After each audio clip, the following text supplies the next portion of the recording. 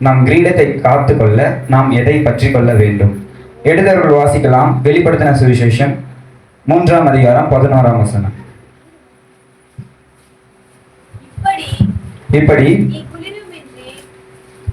வெளிப்படுத்தின சுவிசேஷம் 3:11. இதோ சீக்கிரமாய் வருகிறேன், ஒருவனும் உன் கிரீடத்தை எடுத்துக்கொள்ளாதபடிக்கு உனக்குள்ளதை பற்றி கொண்டிரு. ஆமென் சொல்லலாமா?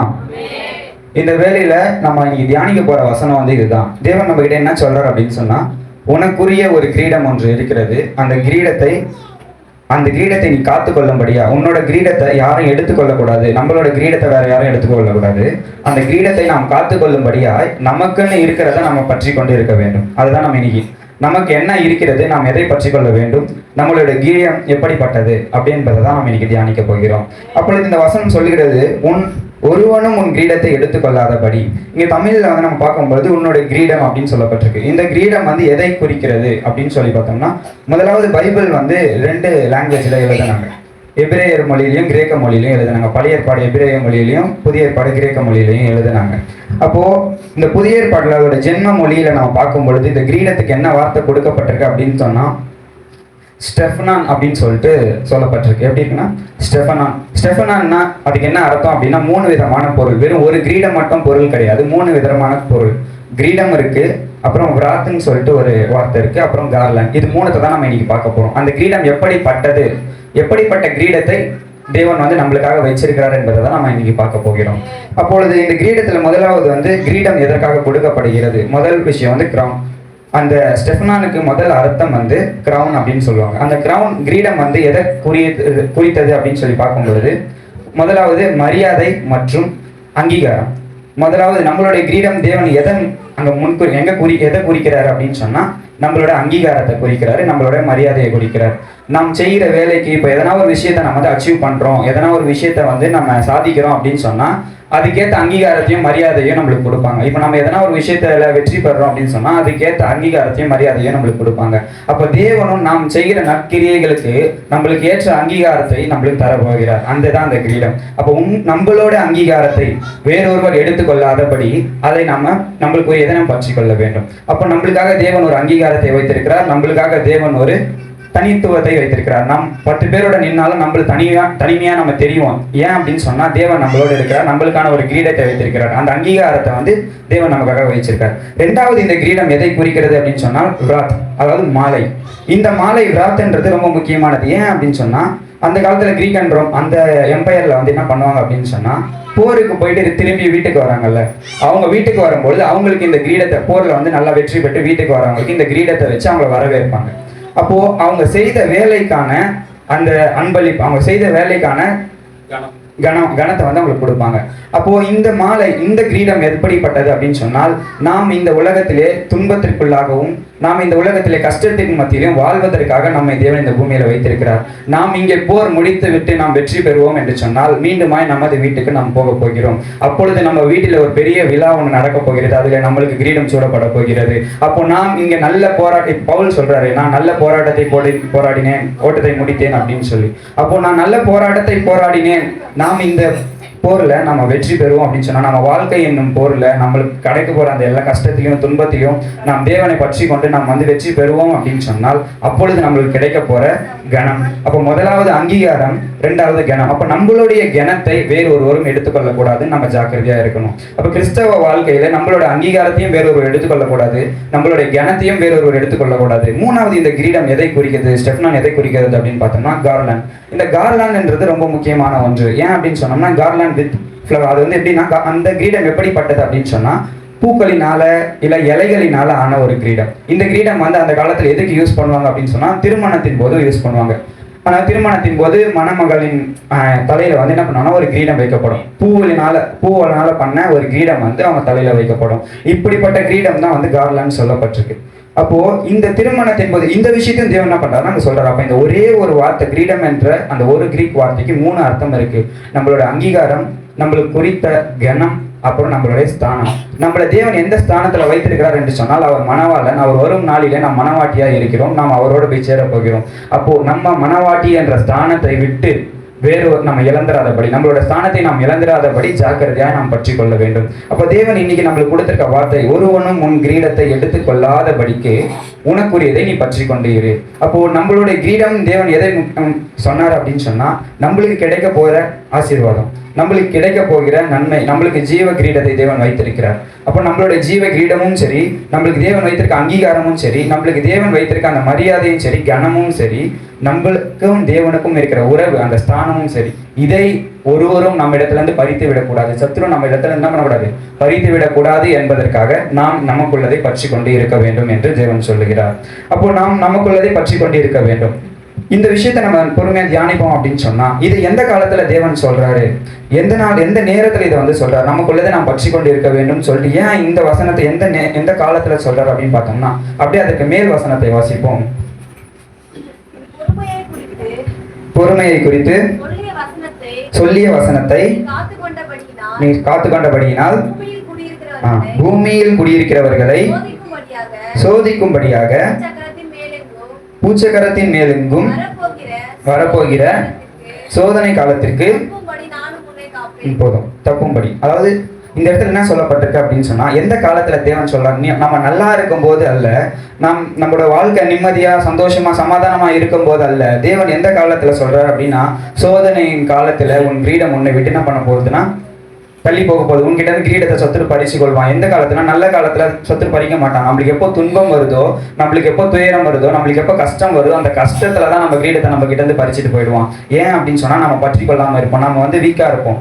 ஏன்னா இந்த இடத்துல என்ன சொல்ல போதுன்னா, இந்த பூமி முழுக்க, இந்த பூமியில இப்ப நாம வாழ்கிற காலம் வந்து எப்படிப்பட்ட காலம் அப்படின்னு சொன்னால், இது சோதனையின் காலம்.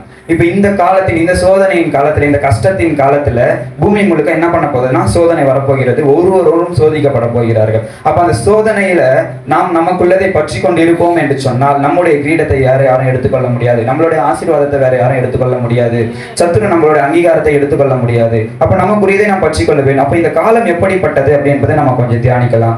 இந்த சோதனையின் காலம் எதற்காக கொடுக்கப்பட்டிருக்கிறது? எடுத்தவர்கள் வாசிக்கலாம். 1 பேதுரு 1ஆம் அதிகாரம் 7ஆம் வசனம். 1 பேதுரு 1ஆம் அதிகாரம் 7ஆம் வசனம். அழிந்து போகிற பொன் அக்கினியினாலே சோதிக்கப்படும், அதை பார்க்கிலும் அதிக விலையேற பெற்றதா இருக்கிற உங்கள் விசுவாசம் சோதிக்கப்பட்டு இயேசு கிறிஸ்து வெளிப்படும் பொழுது உங்களுக்கு புகழ்ச்சியும் கனமும். இப்போ நம்மளுக்கு கனமும் புகழ்ச்சியும் மகிமையும் எதுல கிடைக்குது அப்படின்னு சொன்னா, சோதனைக்கு அப்புறமா கிடைக்குது. அப்போ இந்த சோதனையின் காலத்துல நாம் எதை பற்றி கொண்டு இருக்க வேண்டும் என்று சொன்னால், விசுவாசத்தை பற்றி கொண்டு இருக்க வேண்டும். அப்போ ஒரு பொன், ஒரு தங்கம் எப்படி அக்கினியினால் சோதிக்கப்படுகிறதோ, எனக்கு அக்கினி வேணாம், எனக்கு இந்த நெருப்பு வேணாம், எனக்கு சுடும், எனக்கு வந்து இது வேணாம்னு சொல்லி அந்த தங்கம் சொல்லுச்சு அப்படின்னு சொன்னா, அந்த தங்கத்தால அதோடைய ஒரிஜினல் விலைக்கு அதால விற்க முடியாது. அதை யாரும் வாங்க மாட்டாங்க. தங்கம் தங்கமாய் உருக்கி அது தங்கமா செஞ்சதுக்கு அப்புறம் தான் ஒருத்தர் வாங்குவாங்க. அதை நிலத்துல இருந்து எடுக்கும் பொழுது யாருமே அதை வாங்க மாட்டாங்க. ஏன்னா அதுக்கான ஒரு ப்ராசஸ் இருக்கு, அதுக்கான ஒரு சோதனை இருக்கு. அந்த சோதனையை அது கடந்து செல்ல வேண்டும், அப்பொழுதுதான் அது ஜொலிக்க ஆரம்பிக்கும். அப்போ இந்த இடத்துல தேவன் அப்படிதான் சொல்றாரு, தங்கம் எப்படி அக்கினியினால் சோதிக்கப்படுகிறதோ உங்கள் விசுவாசமும் அப்படியே சோதிக்கப்படும் அப்படின்னு சொல்லி. அப்ப நம்மளோட விசுவாசம் சோதிக்கப்படக்கூடிய இந்த காலத்துல நாம் இருக்கிறோம். அப்போ இந்த காலம் இப்படிப்பட்டதா இருக்கும் பொழுது நாம் விசுவாசத்தை நாம் பற்றி கொண்டு இருக்க வேண்டும். அப்போ இதை நாம் பற்றி கொண்டு இருக்கும் போது முடிவில் என்ன நடக்க போகுது அப்படின்னு சொன்னா, நம்ம பார்த்த அந்த கிரீடம், மகிமை, கனம், அங்கீகாரம் எல்லாமே நம்மளுக்கு என்ன கிடைக்க போகுதுன்னா கிடைக்க போகிறது. இதை யாரும் நம்ம கிட்ட இருந்து பறித்து கொள்ளக்கூடாது, சத்துரு பறித்து கொள்ளக்கூடாது என்பதற்காக நாம் விசுவாசத்தை பற்றி கொண்டு இருக்க வேண்டும். அப்படி இருக்கும் பொழுது இந்த காலம் வந்து எதை போன்றது? இந்த மாதிரி ஒரு காலம் ஏற்கனவே இருந்ததா? இந்த மாதிரியான ஒரு சோதனையின் காலம் ஏற்கனவே இருந்ததா? இந்த மாதிரியான ஒரு அழிவின் காலம் வந்து ஏற்கனவே இருந்ததா அப்படின்னு பார்த்தோம்னா, உண்மையிலே இருந்தது. எடுத்தவர்கள் வாசிக்கலாம். ஆதியாகமத்தின் புத்தகம் 6ஆம் அதிகாரம் 5, 6, 7. மனுஷனுடைய அங்கீகாரம், அக்கிரமம் பூமியிலே பெருகினது,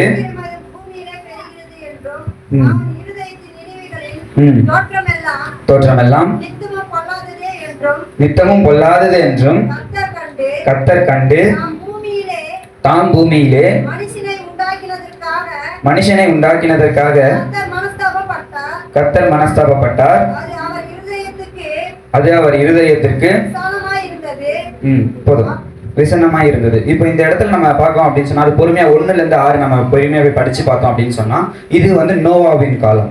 நோவாவின் காலம் வந்து எப்படி இருந்தது அப்படின்னு சொன்னா, ஜனங்கள் பெண் கொடுத்தும் பெண் எடுத்தும் அவங்க வந்து தேவனை மறந்தே போயிட்டாங்க. தேவன் ஒருத்தர் இருக்காரானே அவங்களுக்கு தெரியல, தேவனையே மறந்துட்டாங்க. ஏன்னா அவங்களோட சுயமான எல்லா அவங்களோட இச்சைகளையும் அவங்க என்ன பண்ணினா செஞ்சுட்டு இருந்தாங்க. தங்களுக்கு விரும்பப்படுகிறது எல்லாத்தையும் அவங்க வந்து செஞ்சுட்டு இருந்தாங்க.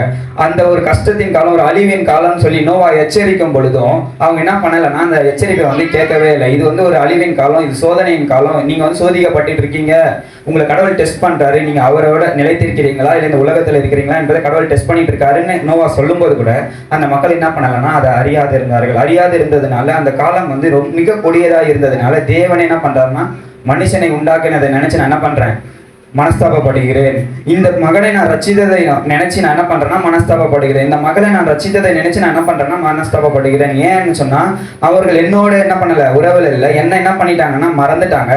இந்த காலம் எப்படி போகிறதோ அதோடு சேர்ந்து இவங்க என்ன பண்ணிட்டு இருக்காங்க, போய் கொண்டிருக்கிறார்கள். இன்றைய தினத்துல ரசிக்கப்பட்ட கிறிஸ்துவ மக்கள் என்ன பண்றாங்க, உலகத்தோடு ஒன்றி வாழுகிறார்கள்.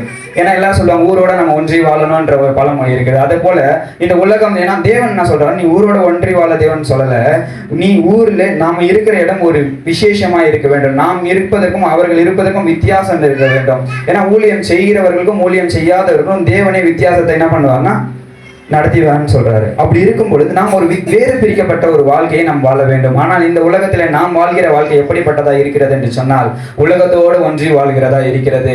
இந்த உலகத்தில் இருப்பவர்கள் எதை செய்கிறார்களோ அதை நாமும் செய்கிறோம். இந்த உலகத்தில் இருப்பவர்கள் எதனா நினைச்சுக்க போறாங்க, நான் இது பண்ணலன்னா இவங்க இப்படி நினைச்சுப்பாங்களே, நான் இது மாதிரி பண்ணலன்னா என்னை வந்து ஒதுக்கி வச்சிருவாங்களே, என்னை சேர்த்துக்க மாட்டாங்களே அப்படின்னு சொல்லியே சில பேர் என்ன பண்ணுவாங்கன்னா சில காரியங்களை பண்ணுவாங்க. ஆனா தேவன் சொல்றாரு, அதுல தேவன் பிரியப்படுகிறவர் அல்ல. நம்மை மீட்டு கொண்டவர், நம்மை ரட்சித்தவர், எதற்காக நம்மை ரட்சித்தாரோ அதை நாம் செய்ய வேண்டும். நாம் இந்த உலகத்தோடு ஒன்றித்து வாழக்கூடாது. அப்ப இந்த உலகத்தை இப்ப நம்ம பேசுறது எல்லாமே வந்து ஏற்கனவே நடந்த ஒரு விஷயம். அது வந்து நோவாவின் காலத்தில் நடந்தது. மக்கள் அப்படி இருந்தார்கள். தேவ தூதர்கள் என்ன பண்ணாங்கன்னா மனுஷர்களோட திருமணம் பண்ணி ராட்சதர்கள்லாம் பிறந்தார்கள். மிகவும் அக்கிரமம் வேசித்தனமும் பூமியில முழுக்க பெருகி போச்சு. இதுக்கும் நம்மளுக்கும் என்னங்க சம்பந்தம்? இப்ப எதுக்கு தேவன் வந்து இந்த வார்த்தையை சொல்றாரு, உன் வீட உன்னை விட்டு போகாம இருக்கிறதுக்கு நீ அதை பற்றி கொண்டு இரு. அது எந்த காலத்துல சொல்றாருன்னா சோதனையின் காலத்துல சொல்றாரு. இதுக்கும் இந்த காலத்துக்கும் நம்மளுடைய பிரசன்ட் ஜெனரேஷனுக்கும் அதுக்கு என்ன சம்பந்தம் அப்படின்னு சொன்னா எடுத்தவர்கள் வாசிக்கலாம். மத்தேயுவின் புத்தகம் 24ஆம் அதிகாரம் 37 to 39 வரை. மத்தேயு 24ஆம் அதிகாரம் 37 to 39 வரை. நோவாவின் காலத்தில் எப்படி நடந்ததோ அப்படியே மனுஷகுமாரன் வரும் காலத்திலும் நடக்கும். எப்படி எனில் ஜல பிரயத்துக்கு முன்னான காலத்திலே நோவா பேழைக்குள் பிரவேசிக்கும் நாள் வரைக்கும் ஜனங்கள் புசித்தும் குடித்தும் பெண் கொண்டும் பெண் கொடுத்தும் ஜல பிரயாணம் வந்து அனைவரையும் வாரிக்கொண்டு போகும் மட்டும் உணராதிருந்தார்கள். அப்படியே மனுஷகுமாரன் வரும் காலத்திலும் நடக்கும். அப்போ இந்த காலத்துக்கு இந்த காலத்துக்கு சம்பந்தம் இருக்கானா? நிச்சயமா இருக்கிறது. ஏன்னா தேவன் சொன்னார், நம்ம இந்த வசனம் முதல்ல படிக்கும் பொழுது, இதோ சீக்கிரமாய் வருகிறேன், உன் கிரீடத்தை ஒருவனும் எடுத்துக்கொள்ளாதபடி. அப்போ அங்கேயே சொல்லிட்டாரு தான் சீக்கிரமா வரப்போகிறேன். அப்போ இங்க வசனம் என்ன சொல்லுது அப்படின்னு சொன்னா, நோவாவின் காலத்தில் எப்படி நடந்ததோ அப்படியே மனுஷகுமாரன் காலத்திலும் நடக்கும். இப்ப நாம வந்து எப்படி இருக்கிறோம்னா, தேவனுடைய வருகையை எதிர்பார்த்து இந்த பூமி காத்து கொண்டிருக்கிறது. பூமி அழிவை எதிர்பார்த்து காத்து கொண்டிருக்கிறது. நாம் தேவ வருகையை எதிர்பார்த்து காத்து கொண்டிருக்கிறோம். அப்ப தேவன் சீக்கிரமாய் வருகிறேன் அப்படின்னு சொல்லிட்டு சொல்றாரு. அப்ப சீக்கிரமாய் வராரு அப்படின்னு சொன்னா அந்த பூமி எப்படி இருக்குமா? இந்த டைம்ல நாம என்னதான் போய் போதனை பண்ணாலும், நம்ம என்னதான் போய் தேவனோட செய்தியை சொன்னாலும் மக்கள் வந்து உணர மாட்டாங்க. அவங்க பெண் கொண்டோம், பெண் கொடுத்தோம், நான் வீடு கட்டணும், நான் திருமணம் பண்ணணும், நான் வந்து என்ன பண்ணணும், நான் இந்த இடத்துல இந்த நிலத்தை வாங்கணும், நான் இந்த மாதிரியான விஷயத்த, இந்த பூமிக்குரிய விஷயத்தையே தான் அவங்க என்ன பண்ணுவாங்கன்னா யோசிச்சுட்டே இருப்பாங்களே தவிர பரலோகத்துக்கு போகணும், நான் தேவனோட சேரணும் என்பதை என்ன பண்ண மாட்டாங்கன்னா யோசிக்க மாட்டாங்க. அந்த மாதிரி ஒரு உணர்வு இல்லாமல் இருப்பாங்க அப்படின்னு சொல்லிட்டு இங்க வசனம் சொல்லுகிறது. அப்போ நோவாவின் காலத்தில் அவர் உணர்வு இல்லாமல் இருந்த பொழுது என்ன நடந்தது அப்படின்னு சொன்னா, ஜல பிரயாணம் வந்தது, அனைவரையும் வாரி கொண்டு போனது. அனைவரும் என்ன பண்ணாங்கன்னா ஜல பிரயாணத்தை இறந்து போயிட்டாங்க. அப்போ இப்படியும் வந்து தேவன் சொல்றாரு, ஜலத்தினால் நான் என்ன பண்ண மாட்டேன், திரும்பியும் இந்த பூமியை வந்து அழிக்க மாட்டேன், அக்கினியினாலும் கந்தகத்தினாலும் நான் இந்த பூமியை அழிப்பேன் அப்படின்னு சொல்றாரு. அப்போ அக்கினியினாலும் கந்தகத்தினாலும் என்னென்ன அப்படின்னு சொன்னா, அணு ஆயுதத்தினால, போரினாலும், அந்த நெருப்பினாலும் என்ன பண்ண போறேன்னா அந்த உலகத்தை நான் வந்து மீண்டுமாய் அழிக்க போகிறேன் அப்படின்னு தேவன் சொல்றாரு. இன்னைக்கு போர்களை எதிர்பார்த்து நாடுகள் காத்து கொண்டு இருக்கிறது.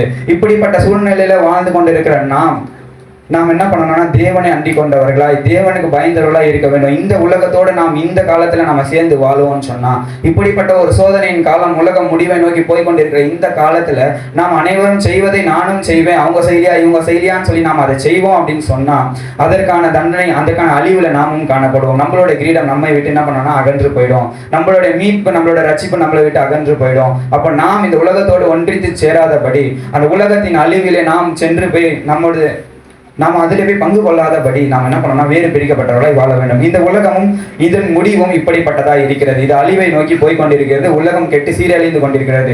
அதிலே நம்ம ஆதியாகமத்திலே 6வது 18ஆம் வசனம்லாம் வாசிச்சு பார்த்தீங்கன்னா தெரியும். தேவன் சொல்றாரு, மனுஷனுடைய வழிகள் எனக்கு முன்பாய் சீர்கெட்டதா இருக்கிறது அப்படின்னு சொல்றாரு. அப்ப இன்னைக்கு இருக்கிற ஜென்ரேஷன்ல நீங்க பாத்தீங்க அப்படின்னு சொன்னா அதை வெளியே சொல்லவே முடியல. ஏன்னா அந்த அளவுக்கு சீர்கெட்டதா இருக்கிறது. அப்படிப்பட்ட ஒரு ஜென்ரேஷன், அப்படிப்பட்ட ஒரு உலகத்துல நாம் என்ன பண்ணிட்டு இருக்கோம்னா வாழ்ந்து கொண்டு இருக்கிறோம். அப்ப இப்படியும் தேவன் பார்ப்பாரு, இவன் மண்ணு தானே, இவன் இன்னும் எவ்வளவு நாளைக்கு இருக்க போறான், நான் என்ன பண்ண போறான், மொத்தத்தையும் அழிக்க போகிறேன், இந்த தடவை நான் அக்கினினால் அழிக்க போகிறேன் அப்படின்றார். அப்ப அந்த நாளுக்கு முன்பாக தேவனின் எச்சரிப்பு வரும் பொழுதே நாம் எப்படிப்பட்டவர்களாய் இருக்க வேண்டும் என்று சொன்னால், நாம் வழியை வேறு பிரிக்கிறவர்களாய் இருக்க வேண்டும். நாம் வழியை உலகத்தை விட்டு பிரிக்கிறவர்களாய் இருக்க வேண்டும். அப்ப இப்படிப்பட்ட ஒரு காலம், இந்த காலத்துல தான் தேவன் சொல்றாரு, நாம சோதிக்கும்படும்படி, நாம் பிரச்சனைக்குள்ளாக, நாம் கஷ்டத்திற்குள்ளாக கடந்து போகும்போது சத்துரு நம்மளோட பேசுவான். அவங்க இது பண்ணி நல்லா இல்லையா, அவங்க இந்த விஷயத்த பண்ணி நல்லா இல்லையா, நீ எதுக்கு இவ்வளவு கஷ்டப்படுற அப்படின்னு சத்துரு பேசுவான்.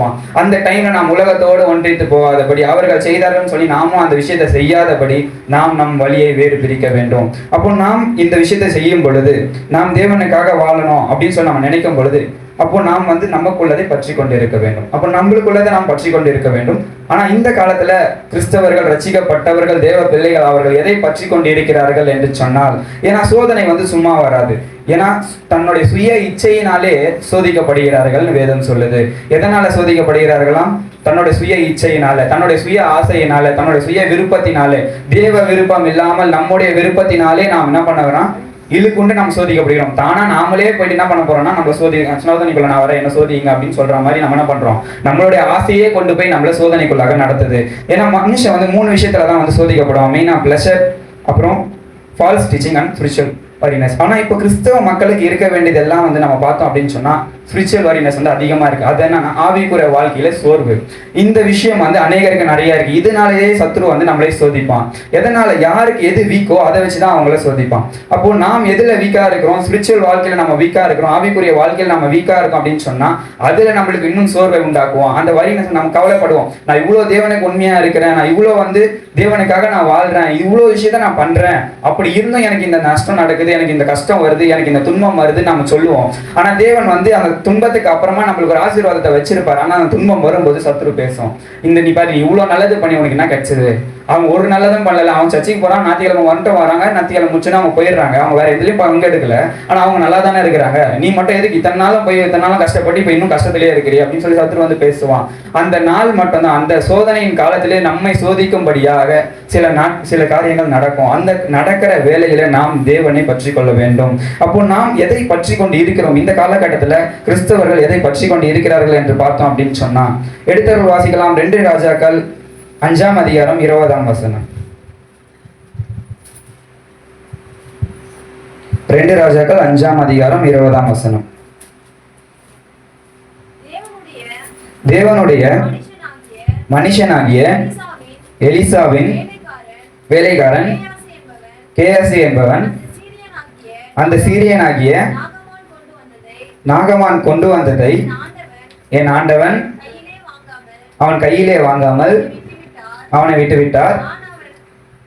நான் அவர் பிறகே ஓடி அவன் கையிலே ஏதாகிலும் வாங்குவேன் என்று கர்த்தருடைய ஜீவன் மேல் ஆணையிட்டு.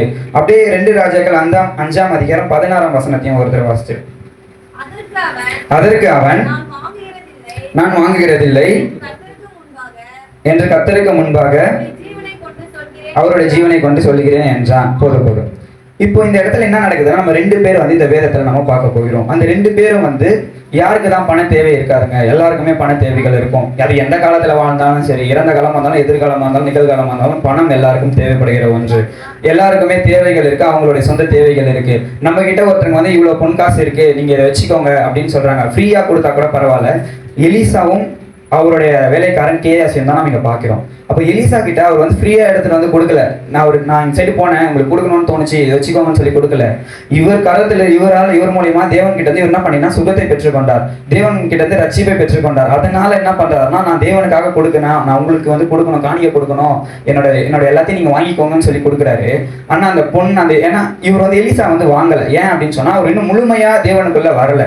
ஏன்னா அந்த நாகமான் வந்து இன்னும் முழுமையா தேவனுக்குள்ள வரல. ஏன் அப்படி சொன்னா, அவருன்னு சொல்றாரு, எனக்கு இந்த ஒரு காரியத்தை மட்டும் ஆண்டவர் மன்னிக்கணும். எதை மன்னிக்கணும்? என் ராஜா இருக்கிறால நான் வேலை செய்யறேன், நான் வந்து ஒரு போர் சேவகன் தளபதியா இருக்கேன். என் ராஜா வந்து சில வேலை விக்கிரகங்களுக்கு முன்பாக போய் என்ன பண்ணுவாரு, தூபம் காட்டுவாரு. அவர் குனியும் பொழுது நானும் அவரோட குனிஞ்சுதான் ஆகணும், ஏன்னா நாங்க வேலை செய்யறேன் அப்படின்னு சொல்றாரு. அப்போ இவர் வந்து இதை வந்து ஏற்கனவே எலிசாவுக்கு தெரியும். அதனால எலிசா என்ன பண்ணலாம், நான் வாங்கல. அப்ப இந்த உலகத்தோடு ஒன்றி வாழ்கிறவர்களுக்கும் எனக்கும் சம்பந்தம் இல்லை அப்படின்றத எலிசா உறுதியா இருந்தார். அதனால அவர் என்ன பண்ணார், எனக்கு இதெல்லாம் தேவையில்லைப்பா, நீ இதெல்லாம் எடுத்துட்டு போ, சமாதானத்தோட போன்னு அனுப்பி வச்சிடுறாரு. அவர் ரொம்ப வற்புறுத்தி கேட்டோம் என்ன பண்ணாருன்னா, எலிசா வந்து வாங்கவே இல்லை. ஆனா எலிசாவோட வேலைக்காரன் நீங்க மேல அந்த 20வது வசனத்துல சொல்றாரு, நான் வந்து என்னோட எஜமான் என்ன பண்ணிட்டாருன்னா, இவ்வளவு தங்க காசு, இவ்வளவு வெள்ளி காசு, இவ்வளவு ட்ரெஸ்ஸுங்க, இவ்வளோத்தையும் எடுத்துட்டு வந்து ஒரு பெரிய தளபதி, அந்த ஊருக்கே நம்ம அந்த நாட்டுக்கே வந்து அவர் தளபதியா இருக்கிறார், போர் தளபதியா இருக்கிறார். அதுவும் இப்பதான் வெற்றி பெற்று வந்திருக்கிறவரு.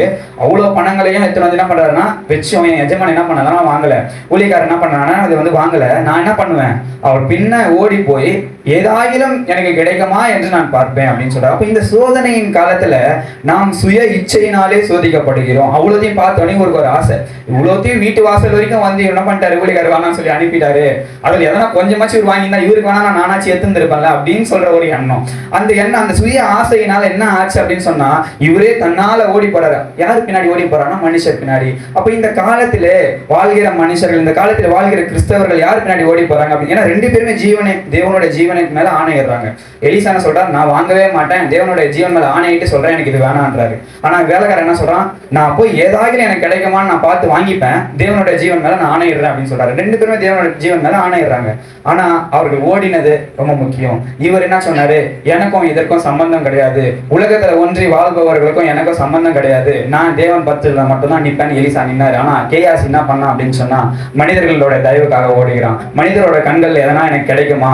இப்போ சில பேர் இருப்பாங்க, நான் வந்து இந்த இடத்துக்கு எனக்கு இவ்வளவு தேவை இருக்கு, இவ்வளவு பணம் தேவை இருக்கு, நான் இவங்க கிட்ட போறேன், கடவுளுக்கு சித்தமானாலும் எனக்கு இந்த காசு கிடைக்கணும். இவங்க போறதே வந்து மனுஷரோட தயவை எதிர்பார்த்து, ஆனா தேவன் மேல என்ன பண்ணுவாங்கன்னா ஆணையிடுவாங்க. அப்போ இந்த மாதிரியான காரியங்கள் நடக்கும் பொழுது இந்த இடத்துல எலிசா சொல்றாரு, என்னதான் பணம் வந்தாலும் அவர் பாதப்படியில் அவ்வளோத்தையும் எடுத்துன்னு வந்து வச்சாலும் எலிசாங்க என்ன சொல்றாருன்னா, எனக்கும் இதற்கும் சம்பந்தம் கிடையாது. தேவன் என்ன பண்ணுவாருன்னா என்னை போஷிக்க வல்லவராக இருக்காரு. காகங்களை கொண்டும் என்ன பண்ணாரு, எலியாவை போஷித்தவர் என்னையும் வந்து போஷிப்பார். என்ன ஒரு ஊழியக்காரன், எனக்கு முன்னாடி என்ன நடத்தினவர் எப்படி இருந்தாரோ அவரை போஷித்தவர் என்னையும் போஷிப்பார் விசுவாசம் எலியாவுக்கு இருந்தது. ஆனா எலியாவுக்கு கீழே வேலை செய்யற அந்த ஊழியக்காரருக்கு, அசிஸ்டன்ட் ஊழியக்காரர் என்னன்னா அந்த விசுவாசங்கள் இல்லை. அவர் என்ன பண்ணா, மனுஷ தயவை தேடி ஓடுகிறார். இந்த கிறிஸ்தவ வாழ்க்கையில நம்ம சில வேலைகளை இவைகளெல்லாம் நம்ம தேடி ஓடுவோம். ஒருத்தருக்கு ஒரு விஷயம் இருக்கும். நம்மளை சோதிக்கிறது சில வேலையில ஆவிக்குரிய வாழ்க்கையில சோர்வா இருக்கலாம். சில வேலைகள் இந்த மாதிரி ஒரு பண தேவையில நம்ம இருக்கும்பொழுது ஒரு பண ஆசையா இருக்கலாம். இல்ல அநேகர் கூட நம்ம இருக்கும்பொழுது நம்ம மட்டும் தனியா பிரிச்சு பாக்குறாங்களே, நாமளும் அவங்களோட சேரணுமேன்னு சொல்லியும் நம்மளை வந்து என்ன பண்ணலாம், சத்துரு வந்து சோதிக்கலாம். ஆனா இந்த மாதிரி சோதனைகளில் இருந்து நாம் தப்ப வேண்டும் என்று சொன்னால் தேவனிடத்துல நாம் பற்றுதலாக இருக்க வேண்டும். நாம் இந்த உலகத்துக்கு பின்னாக போறோம் அப்படின்னு சொன்னா அதுக்கான முடிவு என்ன அப்படின்னு சொல்லி பார்த்தோம்னா, எடுத்துக்கள் வாசிக்கலாம். அதே 2 ராஜாக்களின் புத்தகம் 5ஆம் அதிகாரம் 27ஆம் வசனம். ஆகையால் நாகமானின் குஷ்டரோகம் உன்னையும் உன் சந்ததியாரையும் என்றைக்கும் பிடித்திருக்கும் என்றான். உடனே அவன் உறைந்த மலை நிறமான குஷ்டரோகியாகி அவன் சமூகத்தை விட்டு புறப்பட்டு போனான். இப்ப இந்த இடத்துல என்ன நடந்தது அப்படின்னு சொல்லி பார்த்தோம்னா, நார்மலா அவனுக்கு வந்து அவன் கீழ்படியில, அதனால அவனுக்கு குஷ்டரோகம் வந்துச்சுன்னு நம்ம சொல்லலாம். ஆனா இதுல வந்து இன்னும் ஒரு ஆழமான ஒரு கருத்து இருக்கிறது. ஏன்னு சொன்னா, இந்த குஷ்டரோகம் என்பது இவனுக்கான ஒரு தண்டனை கிடையாது, இவனுக்கான ஒரு சாபம் கிடையாது, இல்ல இவனுக்கான ஒரு விஷயம், குஷ்டரோகம் இவனுக்கு வந்தாகணும்னு தேவன் வைக்கல. இது யாருடையது அப்படின்னு சொன்னா, வந்து சுகம் அடைந்து போனானே நாகமானுடைய குஷ்டரோகம். தேவன் இந்த உலகத்திற்கு வைத்திருக்க முடிவு ஒன்று இருக்கு. இந்த உலகத்துல இருப்பவர்கள் செய்யற அநியாயத்துக்கும் தேவன் கிட்ட வந்து சில பேர் அநியாயம் செய்வாங்க. அவர்களுக்கும் தேவன் ஒரு முடிவை வச்சிருப்பாரு. ஆனா நாம் என்ன பண்றோம்னா, நம்மளோட சுய இச்சையினால, நம்மளோட சுய ஆசையினால, அவங்க செய்யறாங்களே இவங்க செய்யறாங்களே நாமும் செய்து அவர்களுக்கு கிடைக்கிற தண்டனையை நம்ம மேல நம்ம வாங்கிக்கிறோம். அப்படிதான் என்ன பண்ணாரு, அந்த வேலைக்காரர் என்ன பண்ணாரு, அவர் மேல குஷ்டரோகத்தை வாங்கிக்கிட்டாரு. இவருக்கு தேவன் குஷ்டரோகத்தை வைக்கல. இவருக்கு நல்ல ஸ்நானத்துல, நல்ல ஒரு அசிஸ்டன்ட் ஊழியக்காரன் நல்ல ஒரு இடத்துல நிறுத்தி வச்சிருந்தார் தேவன். ஆனா இவர் என்ன பண்ணாருன்னா, இவரோட இச்சையினால இவர் போனதுனால அந்த இடத்துல என்ன நடந்ததுன்னா இவருக்கும் அதுக்கும் சம்பந்தமே இல்லாத ஒரு வியாதி என்ன பண்ணுச்சு, இவர் மேல மாத்திரம் இல்ல இவர் சந்ததியின் மேல வந்தது. அப்போ இந்த நேரமேல இந்த காலத்துல கிறிஸ்தவர்கள் நாம் மனுஷர்களை திருப்திப்படுத்தணும்னு வாழ்வோம் அப்படின்னு சொன்னா, இல்லை இந்த உலகத்தை திருப்திப்படுத்துவோம்னு வாழணும்னு சொன்னா, இந்த உலகத்துக்கு பின்னாடி மனுஷனோட தயவு எனக்கு வேணும், எனக்கு இவங்களோட இது எனக்கு வேணும் அப்படின்னு நாம் மனுஷனை நம்பி தேவனை நம்பாமல் இருப்போம் அப்படின்னு சொன்னா அவர்களுக்கு என்ன முடிவு வருகிறதோ அதே முடிவு தான் நமக்கும் வரும். அப்போ இந்த உலகத்துக்கு தேவன் என்ன முடிவு வைத்திருக்கிறாரோ இந்த சோதனையின் காலத்தில் அந்த முடிவுக்குள்ளாக நாமும் தீர்க்கப்படுவோம். அப்போ இந்த உலகத்தோடு ஒன்றி வாழாமல் நாம் என்ன பண்ணலாம், வேறு பிரிக்கப்பட்டவர்களாய் வாழ வேண்டும். அப்போ நான் இதை பற்றி கொள்ளக்கூடாது. எதை பற்றி கொள்ளக்கூடாது? உலகத்தோடு ஒன்றித்து வாழ்பவர்களை நான் பற்றி கொள்ள கூடாது. அப்ப நாம் எதை பற்றி கொள்ள வேண்டும்? அடுத்த விஷயத்தை நம்ம பார்க்க போகிறோம். நாம் எதை பற்றி கொள்ள வேண்டும்? எலிசா இங்க சொல்றாரு. எடுத்தவர்கள் வாசிக்கலாம். அப்படியே 2 ராஜாக்கள் 5ஆம் அதிகாரம் 26ஆம் வசனம். அப்பொழுது அவன் இவனை பார்த்து, அந்த மனுஷன் உனக்கு எதிர்கொண்டு வர தன் ரதத்திலிருந்து திரும்புகிற போது என் மனம் உன்னோட கூட பணத்தை வாங்குகிறதற்கும் வஸ்திரங்களையும் ஒலிவ தோப்புகளையும் திராட்சை தோட்டங்களையும் ஆடு மாடுகளையும் வேலைக்காரரையும் வேலைக்காரியரையும் வாங்குகிறதுக்கு இது காலமா? அப்ப எலிசா தெளிவா சொல்றாருங்க, இந்த காலம் எப்படிப்பட்டது? இது சோதனையின் காலம். இந்த காலத்துல நீ பணத்தை வாங்குகிறதற்கும், நீ உனக்கு வேலைக்காரர்களை வாங்குவதற்கும், நீ உனக்கு நிலத்தை வாங்குறதுக்கும் தோட்டம் துறவு வைக்கிறதுக்கும் இது காலம் அல்ல. இந்த காலம் உன்னை சோதிக்கிறதுக்காக வந்திருக்கு. இந்த காலம் உலகத்துல இப்ப அனைவரையும் சோதிக்கிறதுக்காக வந்திருக்கு. இந்த காலத்துல நீ சோதிக்கப்படக்கூடாது அப்படின்னு சொன்னா நீ அவர்களை போல செய்யக்கூடாது. அவர்களோ மண்ணானதை வாஞ்சித்து தேடுகிறார்கள், நீயோ ஜீவன் உள்ளதை வாஞ்சித்து தேட வேண்டும். அலையில சொல்லலாமா? அப்ப தேவன் சொல்றார், நீ ஜீவன் உள்ளதை வாஞ்சித்து தேடும்படியாய் நான் உன்னை அழைத்தேன். ஆனா நீ அவங்களோட சேர்ந்து என்ன பண்ற அப்படின்னு சொன்னா மண்ணானதை வாஞ்சித்து தேடிக்கொண்டு இருக்கிறாய். அப்ப இந்த இடத்துல எலிசா கேட்கிறாரு, இதெல்லாம் வாங்குறதுக்கு இது காலம் இல்லப்பா. நீ தேவையில்லாம என்ன பண்ண, இந்த பணத்தையும் இதையும் பார்த்து இதை வாங்கணும்னு சொல்லி இஷ்டப்பட்டதுனால உனக்கு என்ன ஆயிடுச்சுன்னா நீ சாபம் சேர்ந்தது. இதெல்லாம் வாங்குறதுக்கு இது காலம் அல்ல. அப்ப இந்த காலம் எதற்குரியது? எதற்காக தேவன் நம்மளுக்கு கொடுத்திருக்காரு? இந்த சோதனையின் காலம் எதற்காக நம்மளுக்கு கொடுக்கப்பட்டிருக்கிறது என்று சொன்னால் எடுத்தவர்கள் வாசிக்கலாம். உபாகமத்தின் புத்தகம் 30ஆம் அதிகாரம் 20ஆம் வசனம். உபாகமத்தின் புத்தகம் 30ஆம் அதிகாரம் 20ஆம் வசனம். கர்த்தரின் பிதாக்களாகிய ஆபிரகாமுக்கும் ஈசாக்குக்கும் யாக்கோபுக்கும் கொடுப்பேன் என்று அவர்களுக்கு ஆணையிட்டு கொடுத்த தேசத்திலே குடியிருக்கும்படி உன் தேவனாகிய கர்த்தரில் அன்பு கூர்ந்து அவர் சத்தத்திற்கு செவி கொடுத்து போதும் அவரை பற்றி கொள்வாயாக. அப்போ இந்த காலத்துல நாம் எதை பற்றி கொள்ள வேண்டும்? எலிசா கேட்கிறாரு, இது காலமா? இதெல்லாம் நம்ம பற்றி கொள்ள இது காலமான்னு கேட்கிறாரு. அப்போ இந்த காலத்துல நாம் பற்றி கொள்ள வேண்டியது அப்படின்னு சொன்னா தேவனிடத்துல அன்பா இருக்கணும், அவர் சத்தத்தை கேட்கணும், அவரை பற்றி கொள்ள வேண்டும். யாரை பற்றி கொள்ள வேண்டும்? தேவனை பற்றி கொள்ள வேண்டும். அல்லேலூயா சொல்லலாமா? தேவனை நாம் பற்றி கொள்ள வேண்டும். அப்போ தேவனை நாம் எப்படி பற்றி கொள்வது? தேவன் இங்க இருந்தா நான் தேவன் நம்ம நெகட்டிவா பிடிச்சிப்பேன். அப்போ தேவனை நாம் எப்படி பற்றி கொள்வது? தேவன் யார் அப்படின்னா யோவான் 1:1 சொல்றது வேதம் சொல்லுகிறது, தேவன் வார்த்தையா இருக்கிறார், வார்த்தை தேவனா இருக்கிறது என்ற ஒரு வசனம் இருக்கிறது. அப்போ தேவன் வார்த்தையா இருக்கிறார். அப்போ அந்த வார்த்தையை நாம் பற்றி கொள்ள வேண்டும். இன்னைக்கு தேவன் நம்ம இடத்துல வார்த்தையை அனுப்புவார் அப்படின்னு சொன்னா, எச்சரிப்பு என்னும் வார்த்தையை நம்ம இடத்துல அனுப்புவார் என்று சொன்னால், வாக்கு தத்துவம் என்னும் வார்த்தையை நம்ம இடத்துல அனுப்புவார் என்று சொன்னால், அந்த வாக்கு தத்துவத்தை அந்த வார்த்தையை நாம் என்ன பண்ணணும்னா பற்றி கொள்கிறதா இருக்கணும். ஆமென் சொல்லலாமா? அப்போ அந்த வாக்குத்தத்தை நாம் பற்றி கொள்வது எதற்காக இதெல்லாம் நம்மளுக்கு கொடுக்கிறார்? எதற்காக அவருடைய வார்த்தை வருகிறது என்று சொன்னால், நாம் சோதனையின் காலத்திலே சோதனையை தாண்டி ஜெயிப்பதற்காக, அந்த சோதனையை நாம் கடந்து போவதற்காக, அந்த கஷ்ட காலத்துல இந்த மாதிரி ஒரு சூழ்நிலையில இந்த சூழ்நிலையில நாம் தப்பித்து செல்லுவதற்காக தான் அந்த வாக்கு தத்தமும் அந்த வார்த்தையும் தேவன் அந்த இடத்துல கொடுக்கிறாரு. அப்போ அந்த விஷயத்தை நாம் என்ன பண்ணணும்னா முழுமையாய் நம்பிக்கை வைத்து அதை பற்றி கொண்டு இருக்க வேண்டும். அப்போ இந்த மாதிரி நம்ம தேவனுடைய வார்த்தையை பற்றி கொள்ளும் போது அந்த சோதனையின் காலத்தில் நம்மளால தப்பிக்க முடியும். அப்போ யார் இந்த சோதனையின் காலத்தில் தப்பிச்சா அப்படின்னு சொல்லி பார்க்கும்பொழுது நம்ம எடுத்தவர்கள் வாசிக்கலாம். ஆதியாகமத்தின் புத்தகம் 6ஆம் அதிகாரம் 9ஆம் வசனம். நோவாவின் வம்ச வரலாறு. நோவா தன் காலத்திலே இருந்தவர்களுக்குள்ளே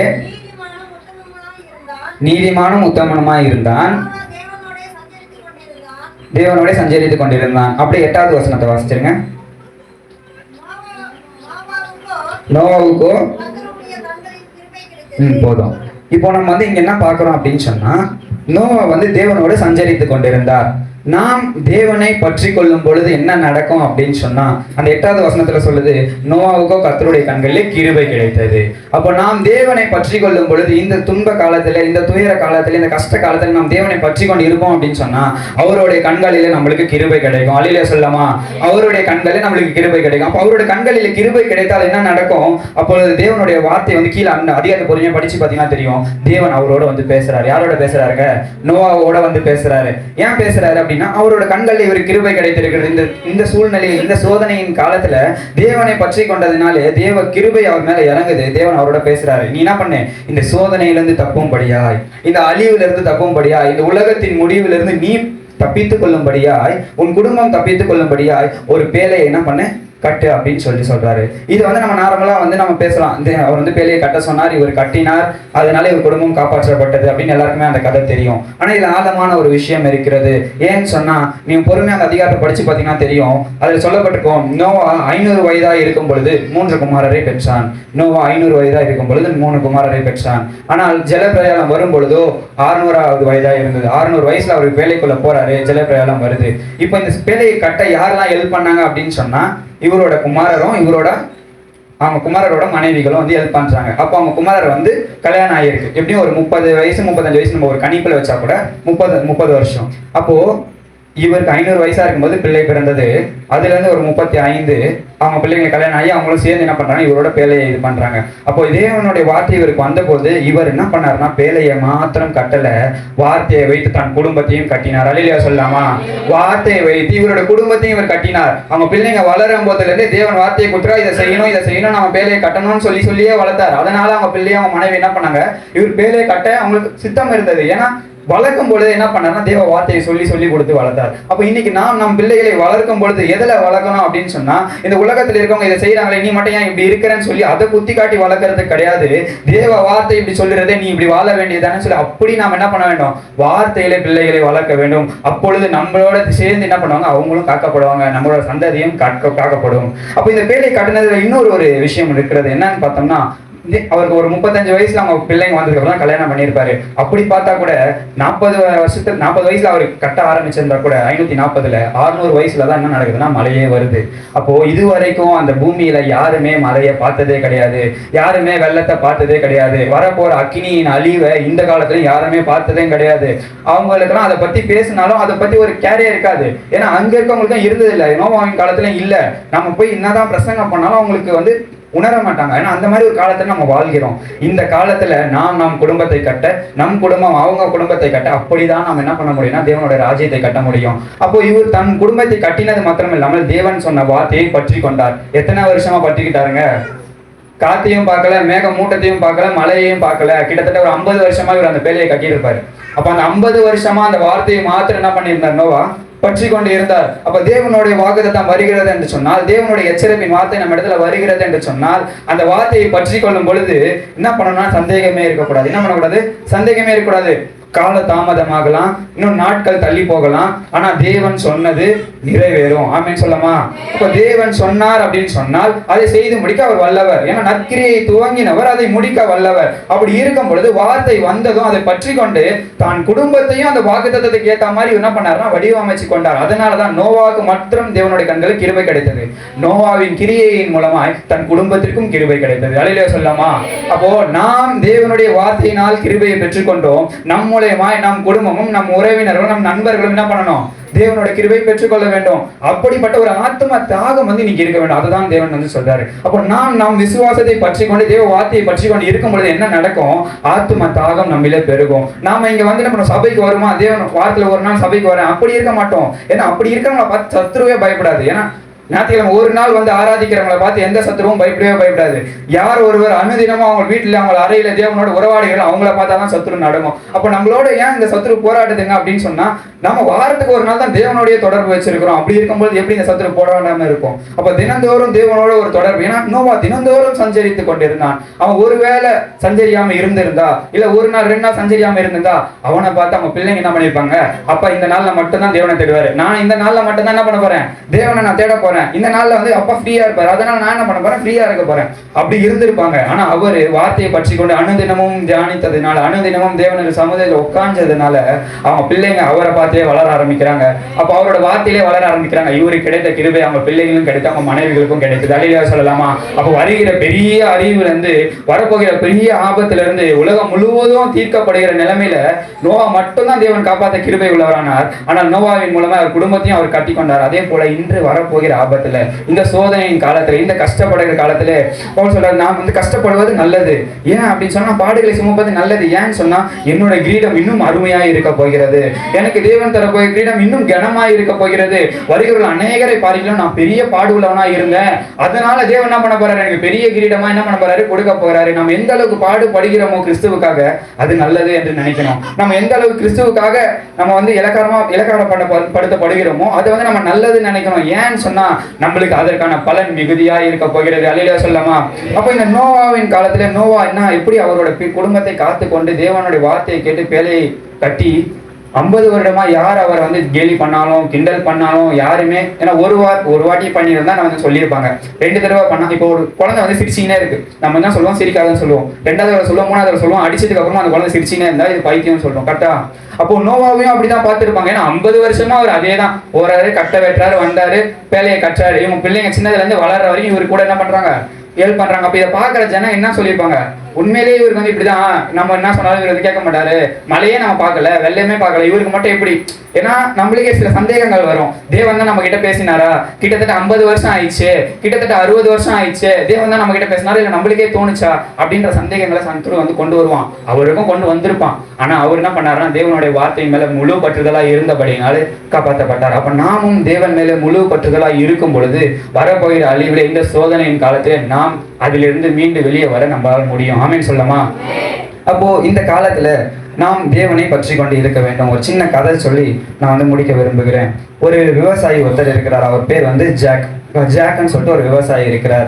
அந்த ஊர் வந்து ரொம்ப சிறிய கிராமம். அதுவும் இல்லாம அந்த ஃபுல்லா பஞ்சத்தின் காலம் அந்த மாதிரி. அதுக்கு வந்து அந்த நிலத்துல வந்து அவ்வளவு விளையவே விளையாது. ஆனா ஒரு காலத்துல நல்லா விளைஞ்சிட்டு இருந்த நிலம் தான் அதுங்கெல்லாம். ஆனா இவரோட நிலம் வந்து சின்ன நிலம் தான் அந்த கிராமத்திலேயே.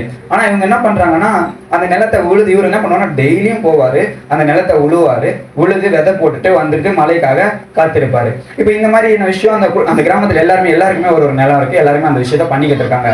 ஆனா இவர்கிட்ட பார்த்தோம் அப்படின்னு சொன்னா, அந்த ஜாக்குக்கு விலை மதிக்க முடியாதது, அது வந்து விலைக்கே கொடுக்க முடியாது அப்படின்னு சொல்லி பார்த்தா ஒரே ஒரு விஷயம் மட்டும் தான் இவர்கிட்ட இருந்தது, அந்த ஒரே ஒரு நிலம் மட்டும்தான், வேற எதுவுமே இல்லை. ஏன் அப்படின்னு சொன்னா, அந்த நிலம் வந்து இவர் தந்தை இவருக்காக கொடுத்தது. அவரோட தந்தை வந்து இவருக்காக, நீ என்ன பண்ணுப்பா, என்னால உனக்கு என்ன பண்ண முடியல, எதையுமே கொடுக்க முடியல, என்னால முடிஞ்ச இந்த நிலத்தை நான் என்ன பண்ணியிருக்கேன், உனக்கு கொடுத்துருக்கேன் அப்படின்னு சொல்லிட்டு அவங்க தந்தை காலம் ஆகிவிட்டாரு.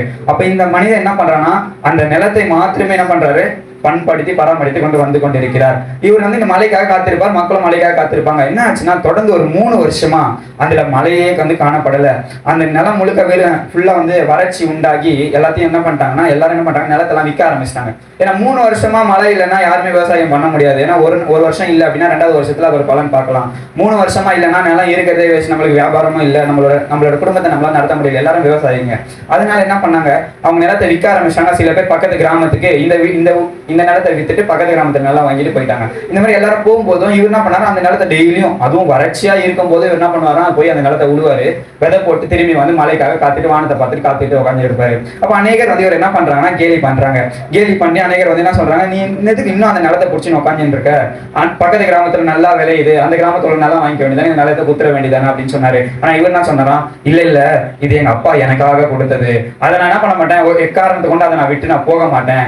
நான் என்ன பண்ணுவேன், என்னோட ஜீவன் இருக்கிற வரைக்கும், என் உயிர் இருக்கிற வரைக்கும் நான் என்ன பண்ணுவேன், அதை உழுவேன், அதுக்கு நான் விதை போடுவேன், நான் மழைக்காக காத்திருப்பேன் அப்படின்னு சொல்லிட்டு சொல்றாரு.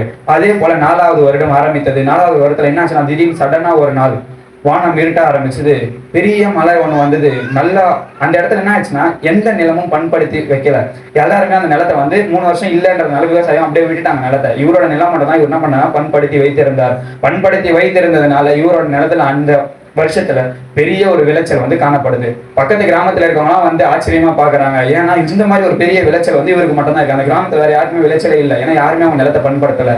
அப்போ ஒரு முதியவர் வந்து கேட்கிறாரு, உங்க நிலம் மட்டும் எப்படி இப்படி விளைஞ்சது அப்படின்னு சொல்லும் பொழுது இவர் சொல்றாரு, அது இந்த நிலம் கனி கொடுக்க எந்த ஆதாரமும் இல்லாத போது நான் இந்த நிலத்தை நம்பி என்ன பண்ணேன், உழுதேன், எனக்கு என் கடவுள் என்ன பண்ணாருன்னா மழையை வர பண்ணினார், காலம் மாறும் என்பதை நான் அறிந்திருந்தேன். அப்போ தேவன் என்ன சொல்றாரு இந்த வேலையில நம்ம கிட்ட? தேவனோட வார்த்தை என்ன சொல்லுகிறது?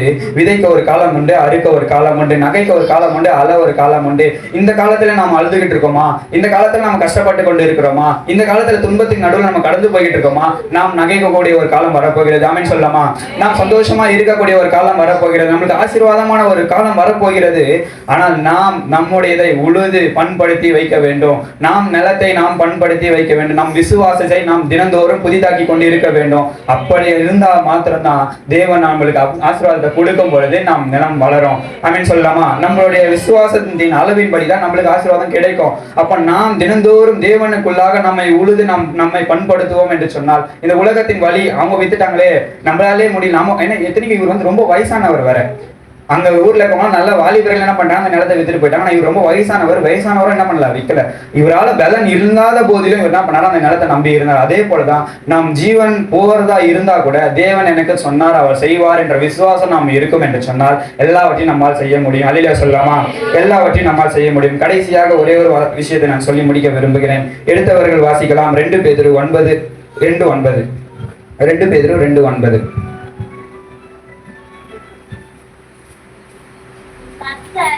கர்த்தர் தேவபக்தி உள்ளவர்களை சோதனையில் நின்று ரட்சிக்கவும் அக்கிரமக்காரரை